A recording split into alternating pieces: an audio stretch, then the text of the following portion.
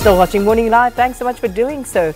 Now, on to some very serious stories. Now, the search for illegal miners trapped in a gold mine in Zimbabwe is continuing.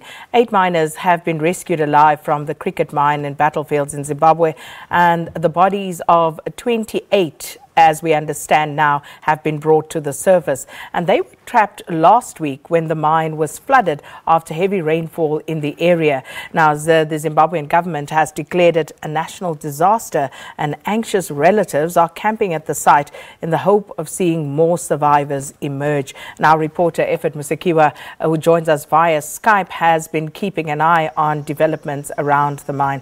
Ephert, good morning to you. Now, we've been reporting up until just now that 24 of the miners had been brought up to the surface, but there were developments overnight in this regard.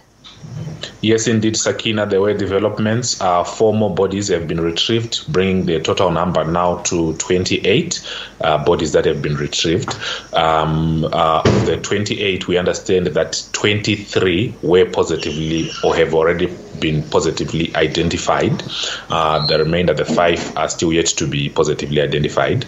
We also understand that of those 8 that survived, 7 of them were treated and discharged from hospital, and only 1 is in intensive care unit. They say that he sustained injuries as well as trauma, so he's still very critical, and they are still monitoring him. Maybe they'll give us an update later in the day as to his condition or his status. Ephert, is there any indication as to how many people could still be trapped? The number varies, Sakina. I think you recall that this incident happened in 2 adjacent mines, and really the numbers are not yet known. But according to the register that was opened by relatives, the police asked for friends and relatives or colleagues who had anyone missing to report so that they could compile some form of a register.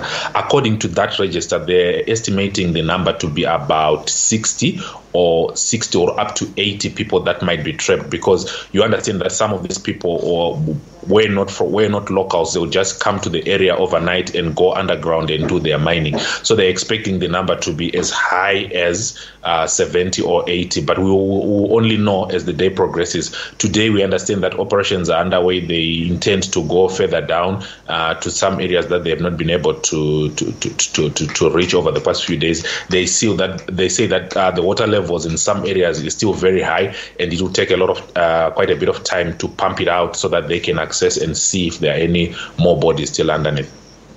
And what has the assessment been, Ephert, from the rescue team? Is this still a rescue mission, or is it now a recovery mission? Well, they haven't actually indicated. They say they hope to still find more bodies. They still intend to find more survivors. But you'll understand that it's now almost the 6th day now where these people have been underground without food. And according to the initial group or the first group of survivors that came out, they said it is very difficult to breathe underneath there. They use explosives, to when they are doing their mining, and these explosives generate a lot of carbon, and they're saying that it is the carbon that was actually beginning to choke them as the days kept on progressing. So they are saying that the more time that is spent before they reach these, if there are any survivors that are still there, it reduces the possibility or the likelihood of finding any people still alive, because they are actually running out of air to breathe. Ephert, you also said that people come in from other areas to the mines, and we've been reporting, and if you can maybe just give us clarity on this, are these illegal miners or are they subsistence miners, and what's the difference? Well, it's a bit of both. They are both. There are some who are illegal.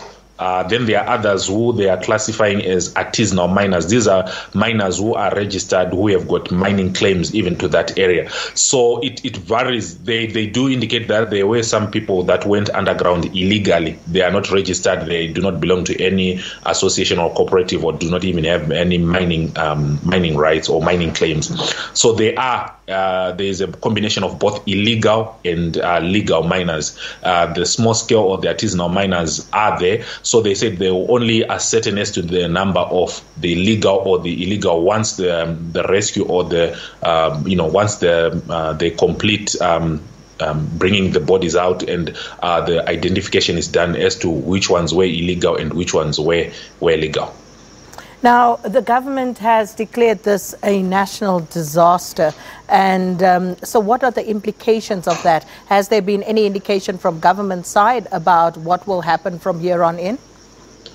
Well, once it was declared a national disaster, it meant that government would step in. They would provide funeral assistance for those that will have died due to in the incident. They will also provide medical pay for the medical bills or medical attention for those that need medical attention in the cases of survivors. They will also, for the funeral assistance, they will also pay for all the transportation. Like I indicated, that most of the people or some of the people do not come from the area. They are from as far as Matebele and as far as Blawayo. They come in to do their mining in that area. So they will provide all the assistance that is required for the repatriation and the burial of the deceased. But also, it also avails the government by declaring it a national disaster. It means that people can now support the rescue operations. They can now support even any activity around the mine that is currently underway. And we do understand that a lot of corporates, big mining firms have actually come into the aid. You've got Zimplatz, Zimasco, Rio Zim, the owners of part of the owners of the land. They've all come in to try and assist and rescue all those that are still trapped underneath. And how prevalent is this type of situation where you have illegal mining and also artisanal mining in Zimbabwe overall?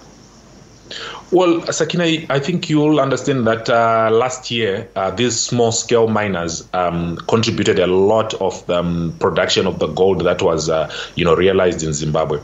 And it's actually a growing industry where a lot of people are actually coming in because it's very lucrative. People come in and mine. And during the rain season, like right now, there are a lot of incidences that are reported of people either drowning or people that, drowning mostly due to the rains, the water levels, they keep rising, and they do not have equipment, so to say, like water pumps to drain the water out as they do their mining.